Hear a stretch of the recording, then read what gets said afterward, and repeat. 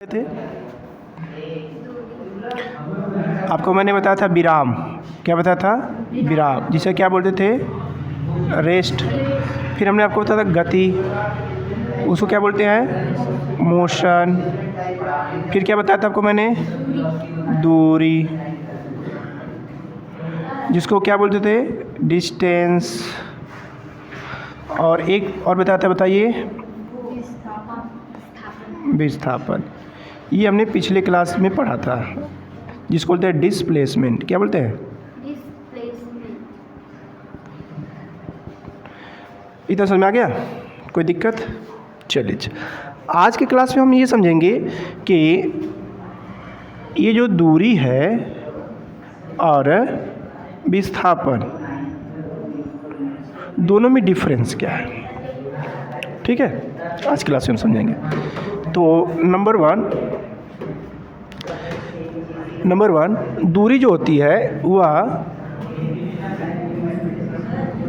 पथ की लंबाई होती है। ठीक है, और विस्थापन क्या होता है?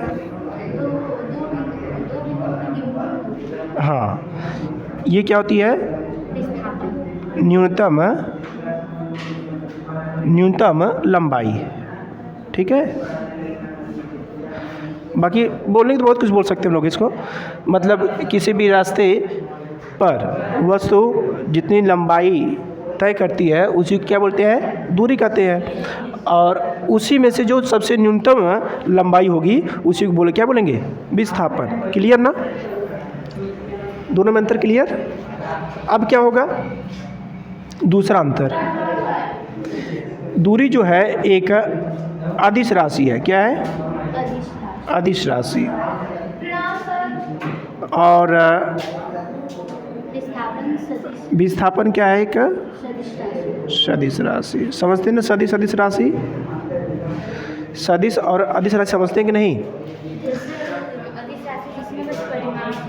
हाँ, ठीक है, सदिश राशि। अभी हम इसको डिस्कस कर लेंगे। ठीक है, कोई दिक्कत? दूरी जो होती है वो कभी भी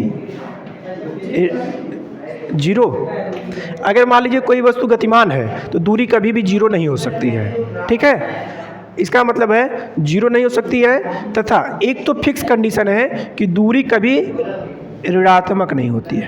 क्या? हाँ, ऋणात्मक नहीं होती है, ये फिक्स है। ठीक है, अगर वस्तु रेस्ट पर मतलब रुकी हुई है तो वह जीरो हो सकता है, लेकिन अगर गतिमान वस्तु है तो कभी भी जीरो या ऋणात्मक नहीं हो सकती। क्लियर?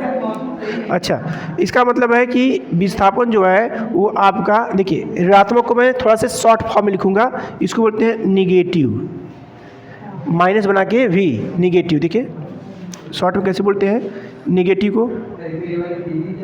निगेटिव, समझ पा रहे हैं ना? हाँ, निगेटिव का मतलब होता है यहाँ पे ऋणात्मक। ठीक है, समझ आया ना? और यहीं पर हम बोलते हैं पॉजिटिव, तो पॉजिटिव को शॉर्ट फॉर्म में कैसे लिखते हैं? प्लस भी। ठीक है, ये आप इसको लिख देगा। इसका मतलब होता है ये आप जीवन में आगे जितना पढ़ेंगे मेरे से तो मैं आपको यही बताऊंगा, पॉजिटिव नेगेटिव को शॉर्ट फॉर्म में माइनस बी से और प्लस बी से। ठीक है, ओके, कोई दिक्कत? चलिए, तो इसका मतलब है कि नेगेटिव हो सकती है, पॉजिटिव हो सकती है और जीरो भी हो सकता है। इसका मतलब विस्थापन नेगेटिव, पॉजिटिव और जीरो हो सकता है। समझ गया ना? ये आपके एग्जाम में 3 मेजर डिफरेंस पूछ सकता